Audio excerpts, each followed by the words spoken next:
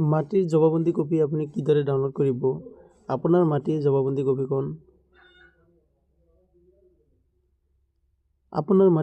কপিখন আপুনি কিদৰে নিজৰ মোবাইল ফোনৰ জৰিয়তে ডাউনলোড কৰিব? আপোনাৰ মাটিখনত আপোনাৰ নাম আছে নে নাই? সেই জবাবন্দী কপিখন আপুনি নিজে মোবাইল ফোনৰ জৰিয়তে ডাউনলোড কৰি ল'ব 1 মিনিটৰ ভিতৰত।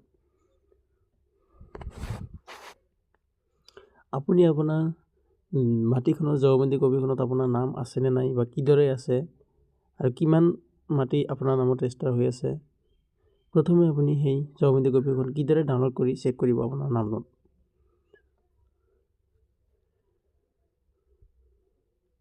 আপুনি আপোনাৰ মাটিখনৰ জবাবন্দী কপি কিদৰে ডাউনলোড কৰিব? আপোনাৰ নাম আছে নে নাই? আপোনাৰ নামত কিমান মাটি আছে?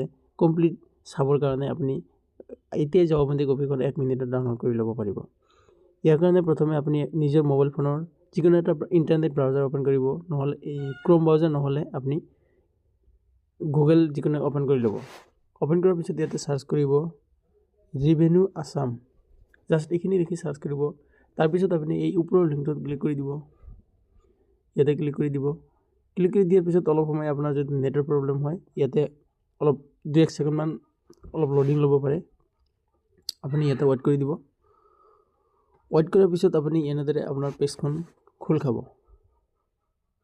এনেদৰে চাওক, আপোনাৰ প্ৰথমে আছে ডিষ্ট্ৰিক্ট, চাৰ্কেল, তাৰপিছত ভিলেজ। আপুনি আপোনাৰ সেই মাটিখন কোনখন ডিষ্ট্ৰিক্টৰ আণ্ডাৰত পৰে, ইয়াৰ পৰা আপুনি সেই ডিষ্ট্ৰিক্টখন চিলেক্ট কৰি ল'ব। তাৰপিছত ইয়াতে চাওক চাৰ্কেল, আপোনাৰ মাটিখন কোনটো চাৰ্কেলৰ আণ্ডাৰত আছে আপুনি সেই হিচাপত তেনেদৰে চিলেক্ট কৰি ল'ব। তাৰপিছত আপোনাৰ মাটিখনৰ ভিলেজ, ৰেভিনিউ ভিলেজত কি পৰে আপুনি সেই হিচাপত ভিলেজখন ইয়াৰ পৰা চিলেক্ট কৰি ল'ব। চিলেক্ট কৰি লোৱাৰ পিছত ইয়াতে চাওক 3টা অপশ্যন আছে। প্ৰথমে চাওক চাৰ্চ বাই দাগ নম্বৰ, চাৰ্চ বাই পাট্টা নম্বৰ, চাৰ্চ বাই পাট্টাদাৰ নেম। আপুনি যিকোনো 3খনৰে আপুনি আপোনাৰ জবাবন্দী কপিখন ডাউনলোড কৰিব পাৰিব।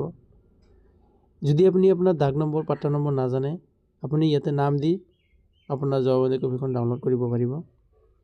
মই যিহেতু দাগ নম্বৰেৰে ওলাম, গতিকে মই ইয়াতে দাগ নম্বৰটো লিখি দিছোঁ। আপুনি ইয়াতে দাগ নম্বৰটো লিখি দি ইয়াতে আপোনাৰ সৰুকৈ এটা কেপচা দিয়া আছে, সেই কেপচাটো ইয়াত যেনেদৰে আছে ঠিক তেনেদৰে ফিল আপ কৰি দিব। ফিল আপ কৰি জাষ্ট ইয়াতে চাৰ্চ অপশ্যনত ক্লিক কৰিব।